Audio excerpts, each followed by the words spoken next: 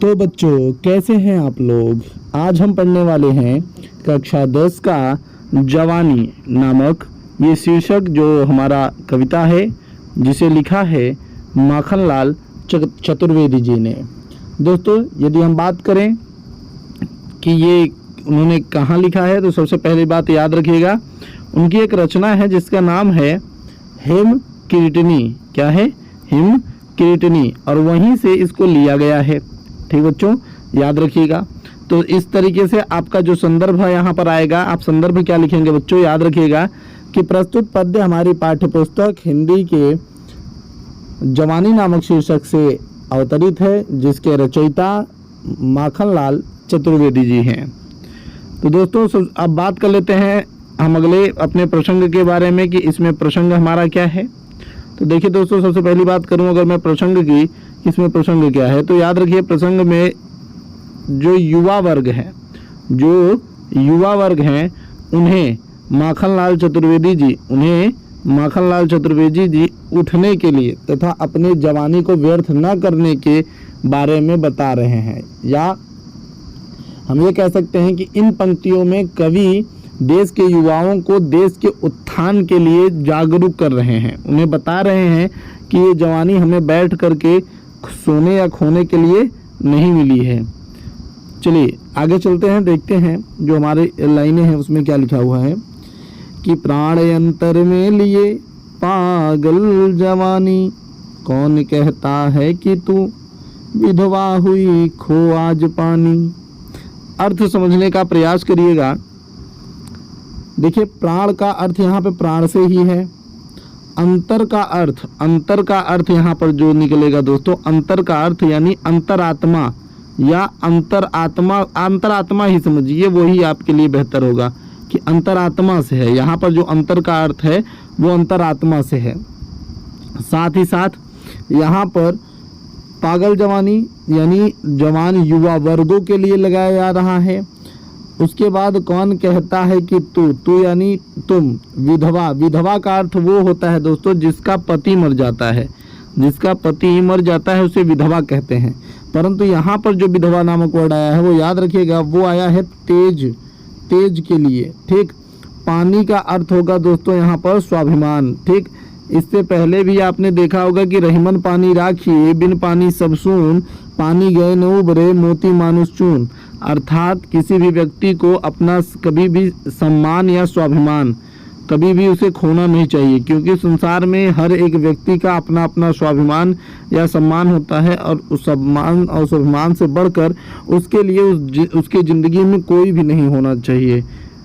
आगे की लाइनों में देख लेते हैं क्या बातें हैं कि भैया प्राण अंतर में लिए पागल जवानी, कि हे युवा वर्ग, तुम तो जवान हो और तुम्हारे अंतरात्मा में प्राण है। अर्थात तुम्हारे पास युवा शक्ति है, तुम्हारे पास उत्साह है, तुम शक्ति के जो है स्रोत हो, और ऊपर से आप इस उम्र में जवान भी हो। कौन कहता है कि तू, और किसने तुमसे कह दिया कि विधवा हुई खो आज पानी, यानी तुमसे किसने कह दिया कि तुम अपना ओज खोकर आज क्या हो चुके हो? तेजहीन हो चुके हो। कौन कहता है कि तुमने अपना सम्मान, अपना स्वाभिमान, अपना तेज खोकर तुम आज जैसे विधवा के पूरे शरीर पर उसके पति के मर जाने के बाद तेज गायब हो जाता है, उसी प्रकार से तुम्हें किसने कह दिया कि तुम तेजहीन हो गए हो? ऐसा कुछ नहीं है, तुम तेजहीन नहीं हुए हो। आगे की लाइनों में देख लेते हैं दोस्तों कि क्या कह रहे हैं माखनलाल चतुर्वेदी जी। थोड़ा सा हम इसको और जूम कर लेते हैं, जिससे कि एकदम प्यार से एक एक वर्ड हमें दिखता रहे। चल रही घड़ियाँ, चले नभ के सितारे, चल रही नदियाँ, चले हिमखंड प्यारे, चल रही है सांस, फिर तू ठहर जाए, 2 सदी पीछे की तेरी लहर जाए। तो चल रही हैं घड़ियाँ यानी समय चल रहा है। चले नभ के सितारे, और ये नभ में जितने भी सितारे हैं, नभ यानी आकाश में जितने भी सितारे हैं वो भी चल रहे हैं। चल रही नदियाँ, और जो ये नदियाँ हैं वो भी चलायमान हैं। चल रहे हिमखंड प्यारे, यहाँ तक कि जो हिमखंड हैं, जो बर्फ़ के टुकड़े हैं वो भी चल रहे हैं। चल रही हैं सांसें और सांसें भी चल रही हैं, फिर तू क्यों ठहर जाए और फिर तुम क्यों रुक रहे हो।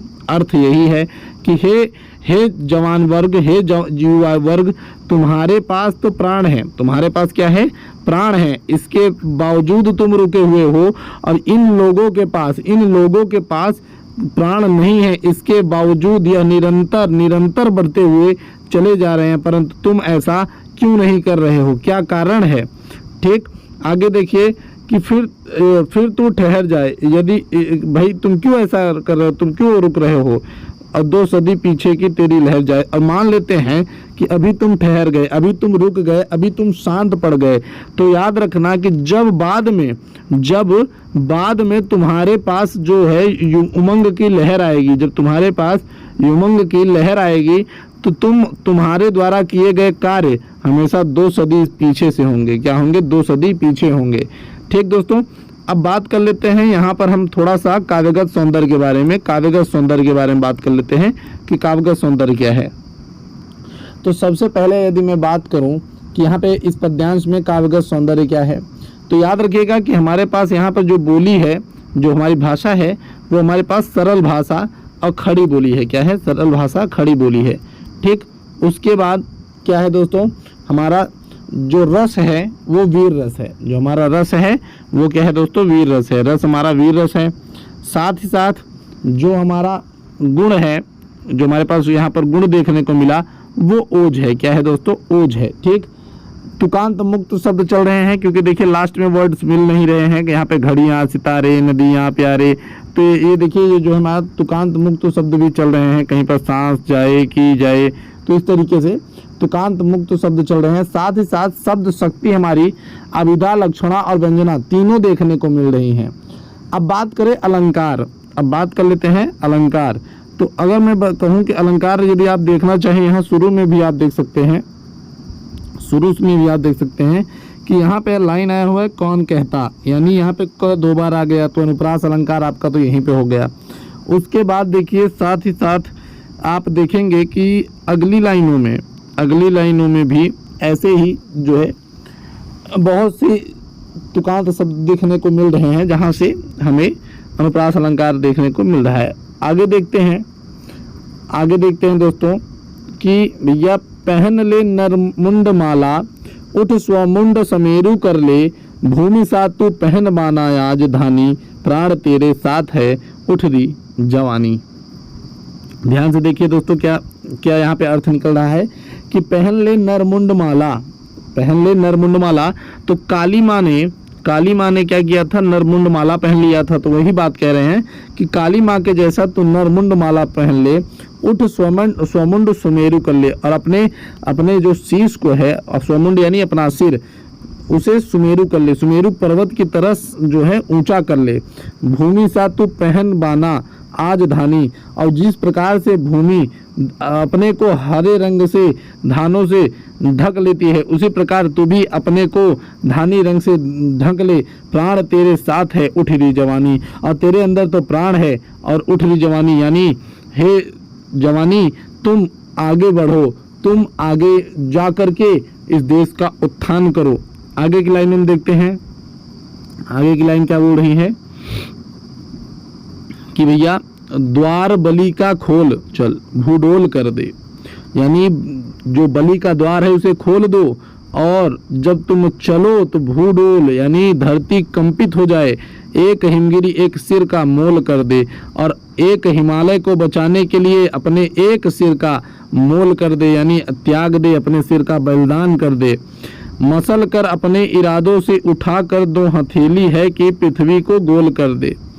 अर्थ यहाँ पर यह है दोस्तों कि अपने इरादों रूपी यानी आकांक्षा या महत्वाकांक्षा रूपी अपने हाथों को उठा करके इतना बल लगा कि अपने हाथों से पृथ्वी को गोल कर दे, यानी जो पृथ्वी टेढ़ी मेढ़ी है उसे गोल कर दे। अपनी इच्छाओं या इच्छा शक्ति को इतना प्रबल कर ले कि तेरे अंदर इतना सामर्थ्य हो जाए कि तू यदि चाहे तो पृथ्वी भी गोल हो जाए।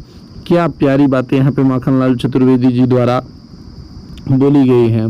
देखिए तो आपने वो लाइन जरूर सुनी होगी कि जहाँ न पहुँचे रवि वहाँ पहुँचे कवि, तो ये कुछ ऐसा ही दिख रहा है, कुछ ऐसा ही दिख रहा है कि जहाँ न पहुँचे रवि वहाँ पहुँच गए हैं भैया कवि। रक्त है या नसों में क्षुद्र पानी, जांच कर तू शीश दे देकर जवानी।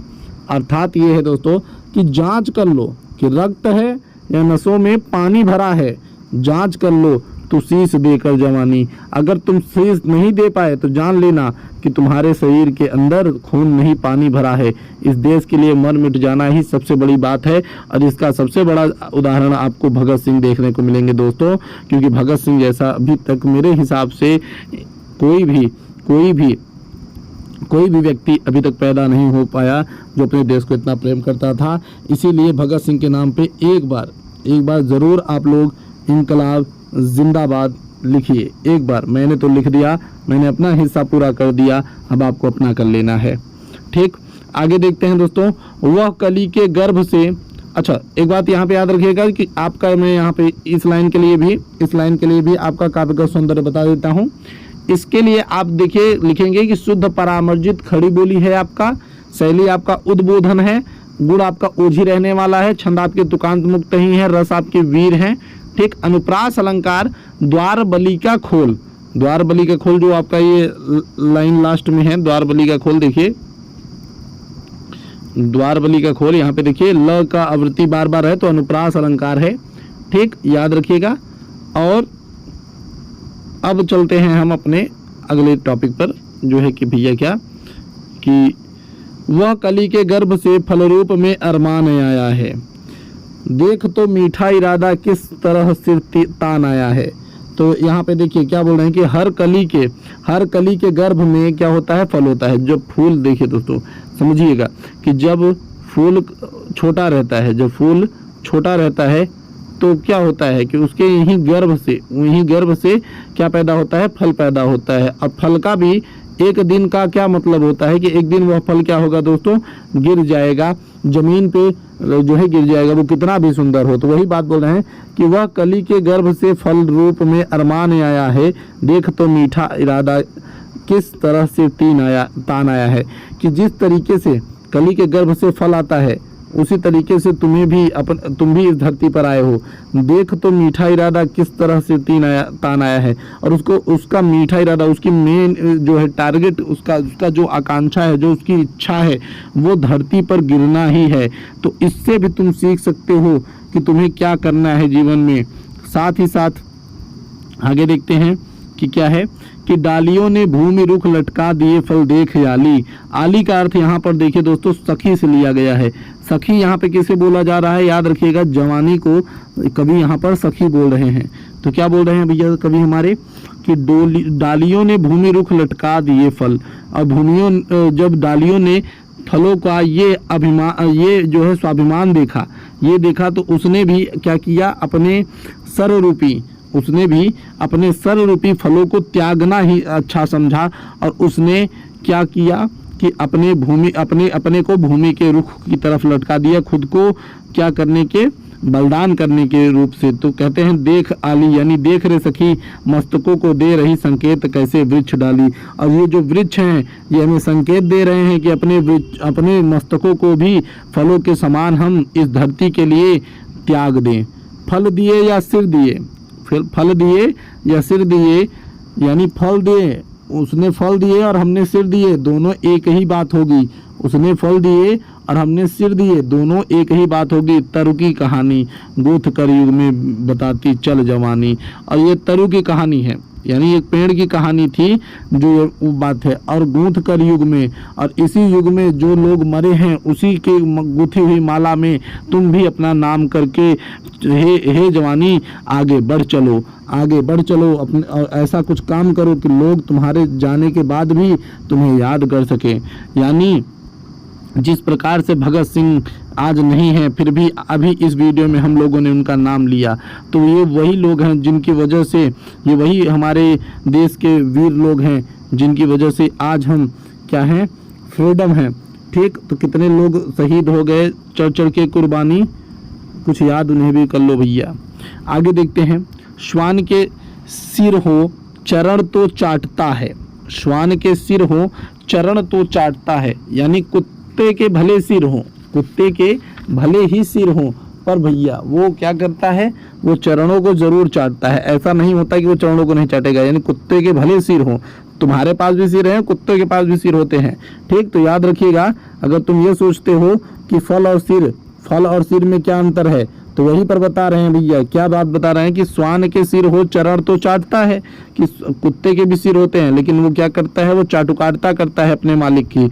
भौंक ले क्या सिंह को वह डांटता है, परंतु वह भौंक ही सकता है, कभी भी अपने मालिक को या कभी भी अपने शेर को डांट नहीं सकता है। रोटियां खाई हैं कि साहस खो चुका है। और जब कुत्ता क्या करता है कि किसी के यहाँ पर जाकर रोटियां खाता है, जब कुत्ता किसी के यहाँ पर जाकर रोटियां खाता है तो वहाँ पर भौंक नहीं सकता। अर्थात कि जब तुम किसी व्यक्ति का कुछ खा लेते हो तो तुम उसके सामने बोलने का दम नहीं रखते हो। साथ ही साथ क्या बोल रहे हैं कि प्राणी हो पर प्राण से वह जा चुका है। वह प्राणी तो है परंतु वह मरे के समान हो चुका है। क्या प्यारी बात। आगे देखते हैं दोस्तों, आगे देखते हैं कि क्या है कि तुम न खेलो ग्राम सिंहों में भवानी, विश्व की अभिमान मस्तानी जवानी। तुम, ये ग्राम सिंहों यानी कुत्ते, तुम न खेलो ग्राम सिंहों में, खेलो यानी झगड़ा लड़ाई, यहाँ पे बात है कि तुम इन जो है भवानी यानी दुर्गा रूपी जवानी, हे दुर्गा रूपी जवानी तुम तो अनंत ताकतवर हो, ये गांव के झगड़े में मत खेलो। विश्व की अभिमान मस्तानी जवानी, और विश्व का तो अभिमान हो तुम विश्व का अभिमान हो। जो पागलपन जवानी होती है वो विश्व का अपमान होती है, क्योंकि यही वो जवानी है जो इटली का एकीकरण करा दी, भारत का एकीकरण करा दी, ठीक। क्योंकि जवान लोग ही एक देश की मजबूत नींव रखते हैं। चलिए दोस्तों आगे देखते हैं कि क्या लाइन है कि ये न मग है, मग यानी मार्ग, याद रखिएगा, मग यानी मार्ग। ये न मग है तब चरण की रेखियां है, रेखियां यानी रेखा, तो ये न मग है तब चरण की रेखियां हैं, यानी ये चरण नहीं है, ये तो क्या है, ये चरण की रेखियां हैं। किसके? तुम्हारे पूर्वजों के, जो पूर्वज हमारे बलिदान कर ले गए हैं। तो ये चरण नहीं है, ये सब बातें जो हैं ये रास्ते नहीं है, ये उनके चरणों की रेखाएं हैं। बलि दिशा की अमर देखा देखियां हैं, अब बल की दिशा है, ये जो बलि की दिख रही है, ये उन्होंने मर मर के अमरता को प्रदान कर लिया है। तो हमें भी उनकी देखा देखी अपने हमेशा की जो है बलिदान के लिए तत्पर होना चाहिए। विश्व पर पद से लिखे कृत लेख हैं ये, और ये जो तुम देख रहे हो, जो ये मार्ग नहीं है, ये जो तुम देख रहे हो ये मार्ग नहीं है, ये तो विश्व के लिए एक लेखनी है, जो कृतिलेख हैं। ये क्या है, ये पदचिन्ह नहीं है, ये कृतिलेख हैं, ठीक। याद रखना इन बातों को कि भैया धरा तीर्थों की दिशा की मेघ है। मेघ का अर्थ होता है, याद रखिएगा, मेघ का अर्थ होता है दोस्तों खंभा या स्तंभ, याद रखिएगा। तो धरा तीर्थों की दिशा की मेघ है ये, और जो धरती के जो तीर्थस्थल होते हैं वहाँ पे स्तंभ होते हैं, उन स्तंभों के समान हैं ये, ठीक, याद रखिए। आगे देखते हैं कि क्या बोल रहे हैं कि प्राण रेखा खींच दे उठ बोल रानी, री मरण के मोल की चढ़ती जवानी। और कह रहे हैं कि तुम अपने प्राणों से एक रेखा खींच दो, तुम अपने प्राणों से एक रेखा खींच दो, उठ बोल रानी। अब रानी का अर्थ यहाँ पर भी जवानी के लिए किया गया है। री मरण के मोल चढ़ती जवानी, और बता दो हे रानी, हे जवानी तुम बता दो कि इस चढ़ती हुई जवानी का जो असली मकसद है वो बलिदान ही है। वो क्या है? मरण के मोल यानी बलिदान ही है, ठीक, याद रखिएगा। आगे देखते हैं टूटता जुड़ता समय भूगोल आया, गोद में मड़िया समेट खगोल आया। तो टूटता और जुड़ता समय भूगोल आया, यानी ये जो समय का चक्र है, जो ये समय का भूगोल है, हमेशा टूटता बनता आया है। जो समय का भूगोल है वो टूटता बनता आया है, क्योंकि जब जब क्रांतियां होंगी तब एक नया देश बनेगा, तब कुछ न कुछ नया होता है। गोद में मड़िया समेटे खगोल आया, खगोल यानी आकाश भी तारक रूपी क्या मड़ियों को समेट कर आया हुआ है। क्या जले बारूद हिम के प्राण पाए, और क्या वो बारूद जलेगा जब तुम्हारे अंदर ही आत्मा तुम्हारी ठंडी पड़ चुकी है। क्या मिला जो प्रलय के सपने न आए, और क्या मिला जब तुम अगर विनाश के लिए अगर तुम विनाश के लिए कभी लड़े ही नहीं तो इस प्रकार की जवानी को क्या मिला, क्यों मिली तुम्हें ये जवानी, क्या मिला जो प्रलय के सपने ना आए। धरा यह तरबूज है दो फांक कर दे। और ये तुम्हारे पास इतना पावर है, तुम्हारे पास हे जवानी तुम्हारे पास इतना पावर है, फांक यानी टुकड़ा। अगर तुम चाह लो तो इसे तरबूज के समान दो फांक में, इस पृथ्वी को दो धरा का अर्थ यहाँ पे पृथ्वी है, याद रखिएगा, धरा का अर्थ पृथ्वी है। तो अगर तुम चाहो तो पृथ्वी को दो फांक यानी जो पृथ्वी है उसे तुरंत दो फांक में काट कर हटा सकते हो, इतना पावर है तुम्हारे पास। आगे देखते हैं। चढ़ा दे स्वतंत्र प्रभु पर अमर पानी, विश्व माने तू जवानी है जवानी। तो चढ़ा दे स्वतंत्र प्रभु यानी स्वतंत्रता रूपी प्रभु के ऊपर, स्वतंत्रता रूपी प्रभु के ऊपर। जैसे लोग क्या करते हैं, भगवान के ऊपर क्या करते हैं दोस्तों कि जल चढ़ाते हैं, तो वही कह रहे हैं कि तुम जो है अपने बलिदान का इस स्वतंत्रता रूपी प्रभु के ऊपर अमर पानी चढ़ा दो, विश्व मान जाएगा कि तू ही जवानी है। हे जवानी, तुझे मान जाएंगे हम कि तू ही जवानी है। आगे देखते हैं। आगे की लाइन में क्या है कि लाल चेहरा है नहीं फिर लाल किसके, और जिसके चेहरे पर लालिमा नहीं है, जिसके चेहरे पर अपने देश भारत के लिए, अपने देश भारत के लिए जिसके चेहरे पर लालिमा नहीं है, भारत का नाम सुन के जिसके चेहरे पर लालिमा का बोध नहीं होता, फिर लाल किसके, वो भारत का लाल कहलाने के लायक ही नहीं है, लाल खून नहीं है रे कंकाल किसके। और जिसके शरीर में खून ही नहीं बह रहा वो तो एकदम अस्थि पंजर, यानी तुम अस्थि पंजर के हिसाब से हो जब तुम किसी के बेटे ही नहीं हो, जब तुम भारत माँ के लाल ही नहीं हो तो तुम एक अस्थि पंजर हो इस देश के लिए और कुछ नहीं। प्रेरणा सोई है कि आटा दाल किसके, और जिसकी प्रेरणा सो जाती है वह किसी का भक्षण हो जाता है, वो आटे दाल के समान किसी का भोजन बन जाता है। बहुत अच्छी बात। आगे देखते हैं। सिर न चढ़ पाया कि छाप माला किसके, और उस सिर न चढ़ पाया कि छाप माला किसके, यानी वो सिर जो छाप माला होता है यानी जो तिलक और माला होता है वो किसी के सर नहीं चढ़ पाया तो वो किसी कार्य का नहीं होता। यदि तुम्हारे अंदर वो क्या मतलब उसका औचित्य ही नहीं रह जाता। उसी प्रकार से वेद की वाणी की हो आकाशवाणी, चाहे वेद की वाणी हो या आकाशवाणी हो, धूल है यानी वो भी व्यर्थ है जो जग नहीं पाई जवानी। और यदि तुम्हारी जवानी जग नहीं पाई तो वो भी व्यर्थ है, यानी अगर देववाणी और आकाशवाणी बोलने पर भी तुम नहीं जग रहे हो, तुम्हारी जवानी नहीं जग रही है, तो ऐसी जवानी तो भाई व्यर्थ है, साथ में तुम्हारे लिए वो देववाणियाँ भी व्यर्थ हैं। आगे देखते हैं क्या है कि विश्व है असिका। असिका मतलब यहाँ पे दोस्तों याद रखिएगा तलवार है, तो विश्व है असिका नहीं संकल्प का है। ठीक। तो पूछते हैं कि क्या विश्व असिका है, यानी विश्व को क्या हथियारों से जीता जा सकता है, तो खुद ही बता रहे हैं कि नहीं संकल्प का है, यानी दृढ़ निश्चयों का है। संकल्प यानी दृढ़ निश्चयों का, यानी ये संसार दृढ़ निश्चयों का है प्रलय का कोण कायाकल्प का है। और इस प्रलय इस संसार पर जितना भी प्रलय होता है, जितना भी विनाश होता है, उसका जो कोण यानी उसका जो दृष्टिकोण होता है, जो वो देखना चाहता है, वो क्या देखना चाहता है, कायाकल्प देखना चाहता है, अर्थात वह बदलाव देखना चाहता है। फूल गिरते हैं और फूल जो है गिर रहे हैं, जो फूल गिर रहे हैं, जो फूल की कोमलता होती है, फूल अपनी कोमलता के कारण ही गिरते हैं।